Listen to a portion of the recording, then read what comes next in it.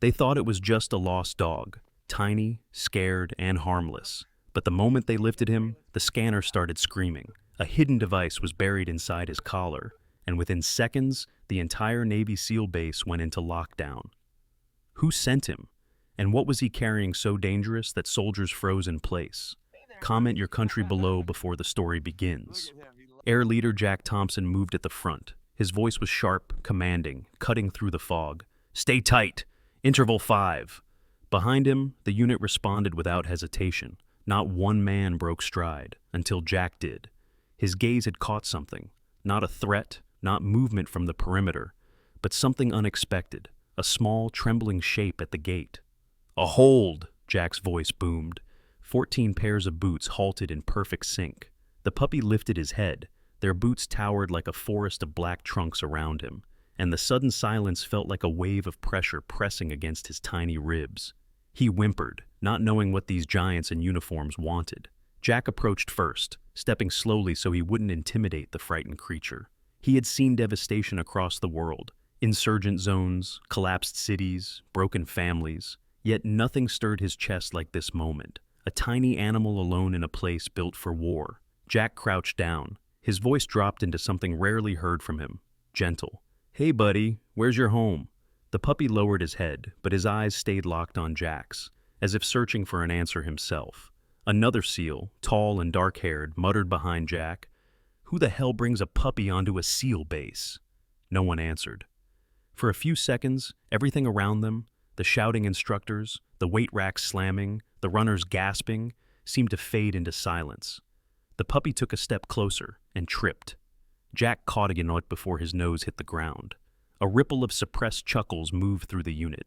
Even here, surrounded by men who had jumped out of planes into oceans and run toward gunfire without flinching, the sight of clumsy paws and oversized ears softened something in their hardened chests. But when Jack's hand brushed the teal collar, he felt it, a small bump, cold and metallic. His brows furrowed. He turned the collar slightly. A hidden device, not a tag, not decorative, a tracker. He glanced up, voice suddenly controlled, serious enough that every SEAL nearby tensed automatically. "Ben, scanner, now!" Ben, always carrying tech like a second skin, knelt quickly and pulled out a handheld RF detector from a pocket on his vest. The puppy watched him, head tilted, ears drooping. The scanner passed near the collar. Beep, sharp, too sharp. No one laughed anymore. Jack's voice dropped into command mode. The voice men followed without question. "Form a perimeter." 14 SEALs shifted instantly. Bodies closed in around the puppy, forming a human shield facing outward, blocking every angle someone could observe them from. It wasn't conscious, it was instinct. The same instinct that made them cover their brothers during gunfire now kicked in to protect a trembling life, no heavier than a helmet. The puppy didn't understand. He only felt the echo of something bigger, protection, pressing close around him like a silent fortress. Ben looked at the scanner screen. "That's not just a tracker," he whispered. "It's transmitting." The puppy blinked up at Jack. His amber eyes were full of confusion and trust at the same time, as if something deep inside him believed, hoped, that these towering figures would choose to protect him. Jack exhaled slowly. "You're just a baby," he murmured to the pup, "and someone used you." The puppy leaned into Jack's chest, tiny body trembling. And for the first time that morning, Jack felt his heartbeat stutter. In war zones, he had learned that courage comes in many forms. But right here, held against his uniform, was the smallest and purest kind of bravery. A creature who trusted, despite having every reason to run. Jack stood, puppy cradled securely in his arms. "Let's get him inside," he ordered quietly. Whoever tagged him wanted him here. The fog swirled around them, as if the base itself held its breath. The machine of war had stopped, for one tiny German shepherd. Jack carried the trembling puppy through the corridor of the operations building, boots silent on the polished concrete floor. The halls smelled like gun oil and coffee, a scent so familiar it was practically woven into the walls. The building was busy at this hour, keyboards clicking, radios buzzing, distant voices working through tactical planning, yet a strange stillness followed Jack and the pup, as if everyone instinctively knew something unusual was happening. The puppy pressed his warm body into Jack's chest, burying his nose just under Jack's collar, as though hiding from the unfamiliar world. His tiny heartbeat thudded fast and desperate. Jack kept one palm steady on the pup's back, trying to anchor the fragile creature against the overwhelming noise of the base. He pushed into the tech analysis room, where Ben, their tech specialist, was already preparing his scanning equipment. The room was cluttered, screens glowing with encrypted data, cables coiled like sleeping snakes, mugs abandoned mid-shift. Ben wasn't built like the others, thin, tall, eyes hidden behind rectangular glasses smudged with fingerprints. He thrived in numbers and signals more than combat. He waved the handheld device Jack had requested earlier, the screen pulsing blue. "Ready," he muttered, adjusting the frequency to isolate emissions. Jack lifted the puppy gently onto a metal examination table, padded with an old folded sweatshirt. The pup stood unsteady, glancing around with wide, liquid amber eyes, as though begging Jack silently not to leave him alone with this humming machine. Jack remained close, one hand resting lightly on the pup's shoulder. Ben slowly scanned along the teal collar. The detector beeped again, sharper now, more insistent. Ben's brows climbed. "This isn't civilian tech." Jack forced a casual tone, masking tension. "Maybe he's trying to connect to the cafeteria Wi-Fi." Ben snorted. "Yeah, sure. Or he's live streaming our classified ops to TikTok." But, behind the banter, worry clawed up the room's atmosphere. The screen flashed with a tiny map, a pulsing red line of signal threads weaving around restricted sectors of the base like a spiderweb. Ben's voice dropped. "Jack, this thing isn't just transmitting, it's cycling." "Meaning?" "It changes frequencies every 30 seconds. That's military-grade encryption, not hobby electronics. Someone is actively routing the signal." The puppy let out a small cry and lowered his head in confusion, his ears flattening. Jack stroked his fur. "Easy, buddy." Ben cracked open a small toolkit and gently unlatched the collar, careful not to cut any wires. "If this chip detonates or triggers something when removed—" Jack stopped him with a look. "Then don't remove it yet." The door swung open and in stepped Lieutenant Sarah Cole, the base communications officer. Sarah moved with sharp precision, a woman carved of discipline and fire. She was in her mid-30s, tall and athletic, with sun-browned skin and hair pulled into a tight bun that refused to be anything but regulation. Her eyes, dark, razor-focused, flicked from Jack to the dog to the device. "Brief me," she said simply. Her voice had the clipped authority of someone used to no-nonsense crisis. Jack summarized quietly. Sarah leaned closer to the display. "That collar isn't tracking where the puppy is." Ben frowned. "Then what is it tracking?" Sarah tapped to the monitor, pointing to the frequency pattern. "It's harvesting data, access points, signal relay. It's been sniffing our secure channels." Jack's jaw tightened. "So, someone sent him here specifically?" "Yes," Sarah replied, "as a passive spy." Jack felt the puppy press into his leg, tiny nails trying to grip the fabric of his pants. He wasn't just frightened. He sensed the tension in the air, as if even he understood that something invisible had its claws around him. Sarah softened slightly, only barely, but enough to show she wasn't just steel. She lowered her voice. "He's just a baby. Whoever used him didn't care what happened to him. That's the part that infuriates me." Ben zoomed in farther on the transmission source. The screen struggled to decrypt, but showed a cluster of routers pinged near the research wing of the base, a building active only during high-security testing. Then suddenly, the signal spiked, sharp, aggressive. The puppy whined and shook his head as if he could feel it vibrating in his collar. Sarah straightened, voice crisp and controlled. "Someone just remotely activated the chip." "Activated how?" Jack asked, already bracing himself. Ben's eyes widened. "It's trying to force a handshake with the base mainframe. It's mapping our encrypted traffic." Jack scooped the puppy off the table, holding him protectively. The pup's paws pushed into Jack's chest, his heartbeat rapid and frantic. Sarah triggered internal lockdown protocols, typing so quickly her fingers blurred. If that device completes the handshake, whoever is on the other end gets a digital tunnel straight into restricted assets. The alarm system chimed softly, not a blaring siren, but a chilling tone that indicated a breach attempt. Jack pressed the pup against him and felt something in his chest tighten. A memory, sudden and raw. A different operation, a different rescue. A child he couldn't save in a burning building overseas. He hadn't held innocence in his hands since. He looked down at the little shepherd, who stared up at him with absolute trust. "Not again," Jack whispered under his breath. "Not this time." Ben's laptop froze, then rebooted itself. The lights flickered. Data streams flooded the display faster than the human eye could follow. Sarah cursed under her breath. They're brute-forcing the firewall, using the puppy as the antenna. Jack moved quickly toward the Faraday's containment chamber, a metal-lined kennel used to block electronic signals during equipment cleaning. He placed the puppy inside gently. You'll be safe here. The pup pressed his nose against the mesh, staring through it like Jack was the only anchor he had. The moment the metal door latched, the transmission icon on the screen died. Completely. Ben sagged in relief. Signal cut. They lost connection. Sarah crossed her arms. They know we intercepted it. Jack held the puppy again once the chamber was safe to open. He whispered, "You're with us now." The puppy licked his chin. Pure innocence. "He needs a name," Ben said softly. "Puppy isn't going to cut it." Sarah crouched to eye level with the pup, her face softening. "Scout," she said, "because someone used him to scout us." Jack nodded, holding the dog tighter. "Scout it is."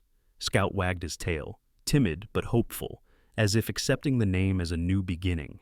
Jack felt it fully, the shift from responsibility to connection. He wasn't just holding a dog, he was holding a life someone tried to exploit, a life now depending on him.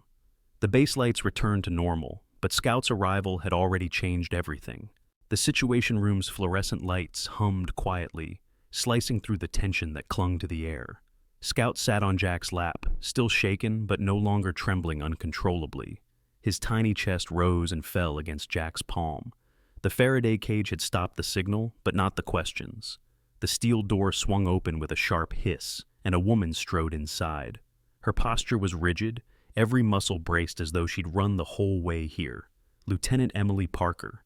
She was mid-30s, lean and tall, with a runner's build, wearing a duty uniform that seemed a size too heavy for her thin frame. Her hair, chestnut brown pulled into a messy low ponytail, escaped in strands that stuck to her temples from sweat. Her skin was pale from nights spent under computer monitors instead of sunlight, and her eyes. Her eyes were the kind of storm that formed when tears had dried so many times there were none left to fall. She halted when she saw Scout. For the briefest moment, her hard exterior shattered. Shock slid across her features, followed by disbelief. Then something so raw it pulled the oxygen out of the room. "Scout?" Her voice cracked on the second syllable. The puppy looked up. Recognition lit his amber eyes like sunrise breaking through fog. His tail wagged, once, then twice. Then he launched himself toward her, clumsy paws scrambling across the polished floor.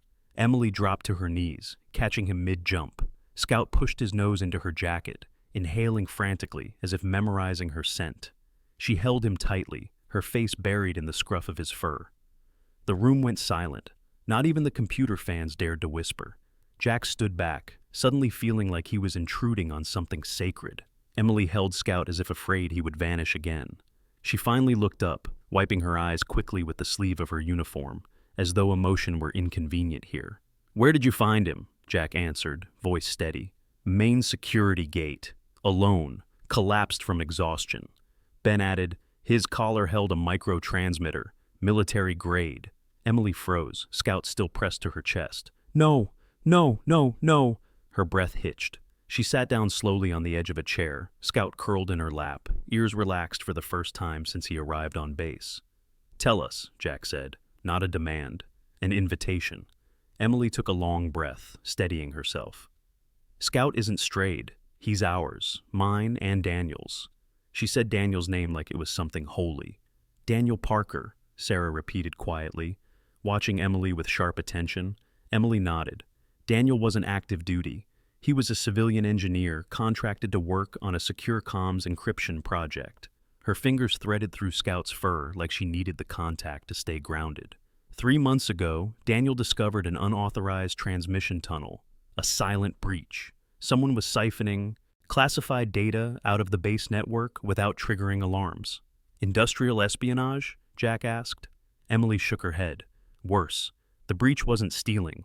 It was mapping our classified assets, locations, personnel, mission deployments." She swallowed hard. "He reported it. Within a week, he disappeared." Scout shifted, whining softly. Emily stroked the puppy's head.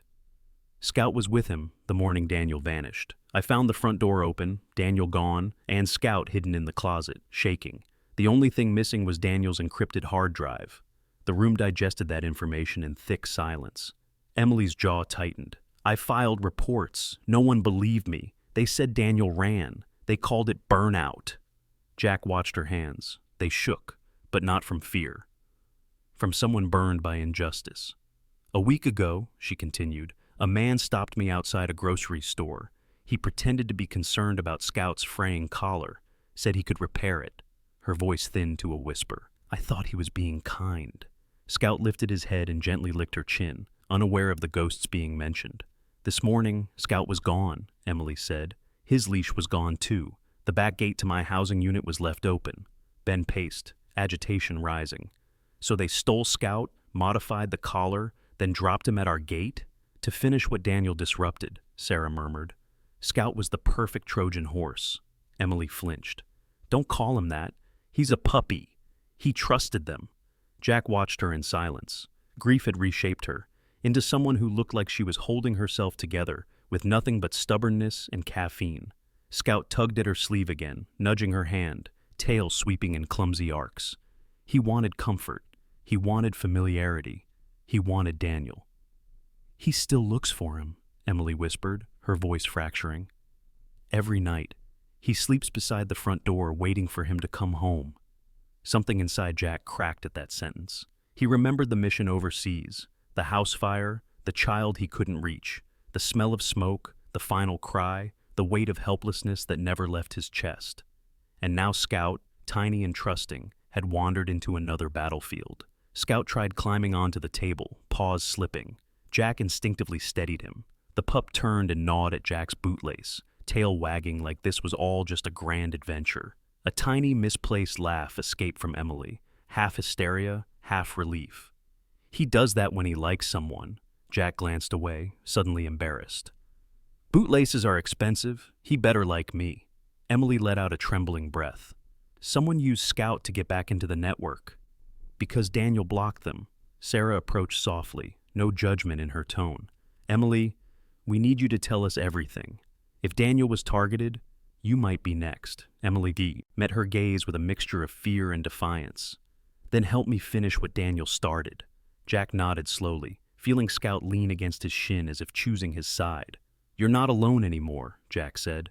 Scout's with us, and so are you.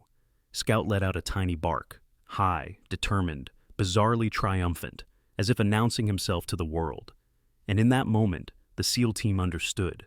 This wasn't just about Data. It was about Daniel. It was about Emily. And now, Scout. The alert came without warning. Ben's terminal emitted a sharp ping, louder and more urgent than a standard network breach notification. Sarah's eyes snapped toward the screen, her face draining of color. The live feed satellite overlay displayed an incoming signal spike near the north sector of the base, a moving dot, closing distance with steady, calculated precision. Vehicle approaching outer fence, Sarah said. No transponder, no ID signature. Jack was already moving. Eyes up, let's move. In less than 5 seconds, the 14 SEALs snapped into action. No shouting, no panic, just instinct and muscle memory. Ryan, Cole, and Mason, fast, aggressive, built for physical pursuit, broke toward the seawall perimeter, where the access road curved dangerously close to the marina docks. Mark, Tyler, and Sam peeled off toward the maintenance hangars, where storage sheds and technical supply rooms created too many blind corners. Jack, Ben, Ethan, and Nate remained with Emily and Scout, forming a protective barrier around them as they moved deeper into the operations wing. Scout sensed the shift. His small body stiffened against Emily's chest, ears pricking sharply, nose twitching as if reading the air. A low growl rumbled from him, a sound too deep, too primal for a pup that young. Emily whispered, "It's okay, baby," but her voice shook.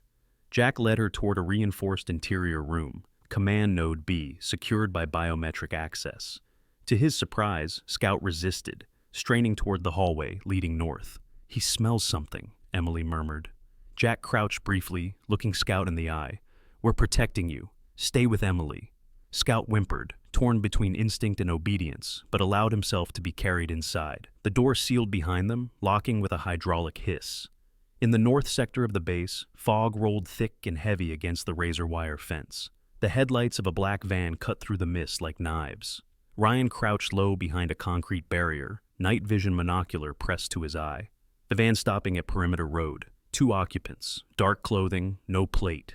Cole steadied his rifle beside him, voice steady as a heartbeat. Waiting for a breach attempt? Looks like they're scouting, Mason added. They're angled toward the north maintenance gate. Ryan frowned. They know the layout. They're not lost. Back in the maintenance hangars, Mark, Tyler, and Sam swept the cluttered corridors with disciplined precision. Mark's breathing stayed controlled, his mind already anticipating traps. He paused at a shelf stacked with toolkits and spare equipment crates. Something didn't fit. A bag sat alone on the floor, too clean, too deliberately placed. The zipper glinted under fluorescent light, fresh, unused. Mark raised a fist to signal stop. Tyler scanned the exterior. Don't touch. Sam used a probe mirror to check under the bag, then cursed, under his breath. The stitching had burn marks, det cord residue. Explosive vests, he muttered, or at least components. Mark exhaled through his teeth. Misdirection. They wanted us to find this. Tyler frowned. A decoy? A breadcrumb, Mark replied, to pull manpower off the north gate. Ryan's voice suddenly crackled in Jack's comms. Jack, van is moving. Repeat, van is mobilizing northbound, accelerating along Perimeter Road. Jack's grip on his rifle tightened. Do not engage until backup arrives. Stay on them. Inside the command room, Emily set Scout gently on the ground. Scout paced anxiously, nails clicking on tile. His ears flicked toward the hallway each time footsteps passed. He felt the tension. He felt the fear. But, more than anything, he sensed a direction, a scent, a target. He barked twice, sharp, intentional. Ben glanced at him. He's keyed on something. He's pointing, Emily whispered. He's trained. Jack blinked. Trained to track or trained to warn? Emily's eyes glistened. Daniel taught him to alert when strangers were near, especially when he sensed fear. Scout bolted toward the exit door. Jack reached out to stop him, then paused. Let him lead, Emily nodded. Scout, find. The puppy sprinted into the corridor. Not aimless, but purposeful. They followed. Scout led them to the secondary stairwell, then toward the back loading dock. Ben frowned. Signal jammer was here earlier. Someone moved through this area. Scout shoved his nose through the crack at the base of the loading dock door, growling deeply. Jack aimed his rifle. Stack and breach. The seals flanked the door. Jack pulled upward, swinging the door open. Cold fog rushed in, along with the distant roar of an engine. Outside, Ryan's team had already engaged. The black van fishtailed, tires screaming on wet asphalt. Ryan sprinted across the service road, lungs burning from the cold air. They're running! Mason, far stronger, grabbed the back bumper as it swung past. The metal wrenched his shoulder, but slowed the van just long enough for Cole to leap onto the side panel and slam his boot into the window. Glass shattered. A hand shoved Cole back, and Mason roared, hurling his full weight toward the driver's door. The van skidded into a drainage ditch, engine choking. Hands where I can see them, Ryan bellowed. The passenger bolted into the fog. Cole chased him down, tackling him into the gravel. Ryan ripped open the back door of the van and froze. Inside were 2 laptops, a backpack full of false passports, dozens of printed surveillance photos. He flipped through them. Emily at a grocery store, Emily walking Scout, Daniel at multiple airports, Scout in a shopping cart with Daniel behind him. Jesus, Ryan whispered. This wasn't random. This was premeditated. Mason leaned into the van, voice low. They were tracking them long before Scout got the collar. Ryan pointed at one photo in particular, Scout looking up from Daniel's truck bed. On the back, written in ink, access point, not dog, not pet, access. Ryan's jaw flexed. They were using him as a living antenna to pick up Daniel's signal. Back inside the base, Scout nudged a metal panel at the loading dock. Jack knelt, unlatched it, and found a small signal relay device taped to the interior, its battery lights still blinking. They planted receivers inside the base, Jack muttered. Plural. Sarah's voice cut through the comms. Ryan, status? Ryan answered, breathless. We have the van. We have the gear. We have intel. And we have proof. Jack lifted Scout into his arms, holding him close. Emily looked at the photos Ryan sent through the comms feed. Her knees buckled. They used him to find Daniel. Scout pressed his face against her cheek, as if apologizing even though it was never his fault. Emily wrapped her arms around him, voice breaking into a whisper. You didn't lead danger to us. You led us to answers. Jack met her eyes, steady, resolute. This ends now. By late afternoon, the base returned to its regular rhythm. The storm of adrenaline that had torn through the morning slowly dissolved into measured, predictable movement. Boots striking pavement as evening PT drills wrapped up, soft laughter echoing from the outdoor gym, and the steady, calming slap of waves against the seawall. The compound that had felt like an arena of danger hours earlier now felt like a breathing, living organism settling into rest. In the common room, the lighting was warm, golden from the dying sun outside the windows. Scout lay on a thick green mat near the coffee table, his head sprawled over Jack's boot, as if that boot was the safest pillow in existence. His small body rose and fell in a rhythmic, contented pattern, each breath punctuated with tiny whimpers of puppy dreams. Jack was leaned back slightly in a chair, watching over him without even pretending he wasn't emotionally invested. A man who had been trained to remain unreadable during interrogation now softened at the sight of a sleeping puppy. Scout's paws twitched mid-dream. He gave a tiny muffled woof, and then, completely unprepared for his own enthusiasm, rolled right off the mat and onto the floor. Ryan nearly spit out his drink. Fearless warrior, ladies and gentlemen. Sam tapped at the side of his mug. Candidate Scout. Tactical awareness, 0. Jack raised an eyebrow, trying not to laugh. He'll grow into his paws. Scout shook off the surprise like nothing happened, lifted his head with wounded dignity, and toddled back to Jack's boot. This time he draped his entire small body across it, staring defiantly at Ryan, as if saying, "Watch me try to fall now." Emily entered quietly from the hallway, holding something in her hands. A new collar, not tactical, not industrial, not anything close to metal. Navy blue nylon, clean, strong, simple. She approached slowly, kneeling in front of Scout. Jack slipped off the old collar and handed it to Ben, who sealed it inside a labeled evidence bag. No one glanced back at it. The new collar clicked into place. No blinking sensors, no hidden transmitters, no threat, just Scout. Emily kept one hand gently cupped under Scout's chin. There, she whispered, voice barely audible. You're not carrying anything for anyone anymore. Scout licked her thumb once, soft and instinctive, as if sealing a promise neither needed words to understand. For a moment, it seemed the whole room exhaled. Mason leaned his forearms against the back of the couch. Emily, he asked quietly, what's your next move? She didn't answer right away. Scout nudged her hand again, and something in her expression shifted. Not defeat, not fear, but resolve. Daniel didn't run, she said. Someone took him. He died trying to protect something bigger than himself. Her voice steadied. I'm not walking away until the people who did this are exposed. The team exchanged glances. Emily wasn't fragile. She was fierceness wrapped in quiet grief. Jack spoke without hesitation. You're not fighting them alone anymore. Emily's eyes glistened, but she didn't look away. Jack, I don't want Scout near any of this danger. I brought him into something he never... Jack cut her off gently. You didn't put him in danger. They did. Scout was never the weapon. He was the target. Scout pressed his tiny head onto Jack's boot again, claiming territory through proximity. Ben laughed under his breath. Guess we know where he wants to stay. Emily exhaled, a tired smile lifting the corner of her mouth. Daniel used to tell him bedtime stories. He'd curl against his chest, like this. She pointed at Scout, whose tail thumped lazily. He always slept on his boots. Jack stared down at Scout, and something in his chest twisted. Not painful, but humbling. Maybe he just knows where home is. The sun was setting outside, painting the barracks in warm amber light. Emily stepped out onto the deck, drawn by the view of the ocean. Scout trotted after her, ears bouncing. Jack followed with his hands tucked into his pockets. Emily leaned on the railing, watching the water darken into navy blue. The wind lifted the edges of her jacket and carried the faint smell of salt. I used to think losing Daniel meant everything stopped, she whispered. The world, the purpose, the future, everything. Scout placed both paws on the railing, standing beside her like a tiny sentinel. Jack stood close enough that their shoulders nearly brushed. But it didn't stop, Emily continued. It just changed shape.